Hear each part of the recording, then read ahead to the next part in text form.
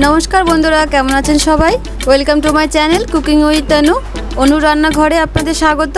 আজকে আমরা দেখব স্ট্রিট ফুড স্টাইল এক টিক্কা মশলা। এই জাতীয় রেসিপি আমরা সাধারণত হোটেল বা রেস্টুরেন্টে খেয়ে থাকি।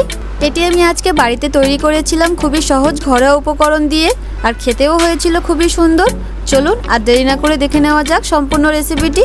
তার আগে এই চ্যানেলে যদি আপনি নতুন হয়ে থাকেন চ্যানেলটিকে সাবস্ক্রাইব করবেন, আর পাশে থাকা বেল আইকনটি প্রেস করতে অবশ্যই ভুলবেন না, যাতে যে কোনো নতুন ভিডিও নোটিফিকেশন আপনি সবার আগে পেতে পারেন। এই রেসিপিটি করার জন্য আমি একটি কড়াই নিয়েছি। কড়াইতে পরিমাণ মতো তেল দেব।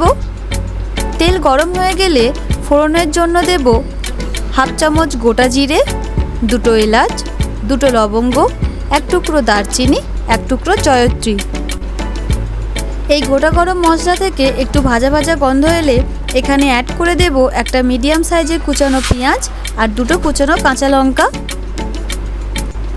পেঁয়াজটা একটু ভাজা ভাজা হয়ে এলে এখানে অ্যাড করব একটা মিডিয়াম সাইজের কুচানো টমেটো, আর সাথে দেব পরিমাণ মতো নুন।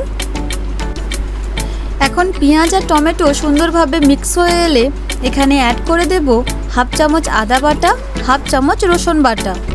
এগুলোকে সুন্দর করে পেঁয়াজ টমেটোর সাথে মিক্স করে নেব। আদা রসুন থেকে একটু ভাজা ভাজা গন্ধ ছাড়লে এখানে অ্যাড করে দেব হাফ চামচ হলুদ গুঁড়ো, 1/4 চামচ লঙ্কার গুঁড়ো ঝালের জন্য, হাফ চামচ কাশ্মীরি লঙ্কার গুঁড়ো ফর কালার, হাফ চামচ জিরা গুঁড়ো, হাফ চামচ ধনিয়া গুঁড়ো। এখন এগুলোকে সুন্দর করে মিক্স করে নেব, আর সামান্য একটু জল অ্যাড করব যাতে কড়াইতে মশলাটি ধরে না যায়।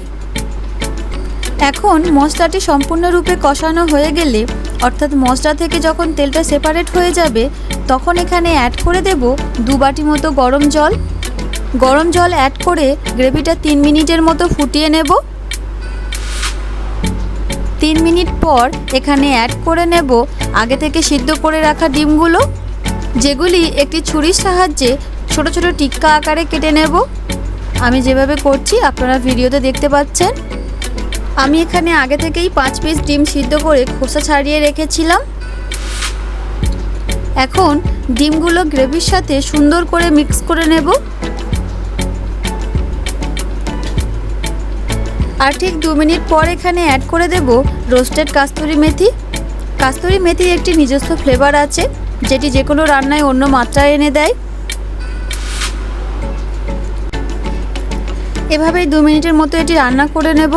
2 মিনিট পর ওপর থেকে হাফ চামচ গরম মশলা গুঁড়ো আর ধনিয়া পাতা কুচি ছড়িয়ে নামিয়ে নেব। Now it is ready to serve. এটি স্পেশালি ভাতের সাথে খেতে খুবই ভালো লাগে। পরোটা কিংবা রুটির সাথে খেতে মন্দ লাগবে না। দেখতেও হয়েছে যত সুন্দর, খেতেও হয়েছিল ততই সুস্বাদু। আপনারা এই রেসিপিটি বাড়িতে একবার ট্রাই করতেই পারেন। এই ভিডিওটি আপনাদের কেমন লাগলো কমেন্টে অবশ্যই জানাবেন। ভিডিওটি যদি ভালো লেগে থাকে ভিডিওটিকে লাইক আর চ্যানেলটিকে সাবস্ক্রাইব করতে অবশ্যই ভুলবেন না। দেখা হচ্ছে আপনাদের সাথে পরের ভিডিওয় নতুন কোনো রেসিপি নিয়ে। ধন্যবাদ।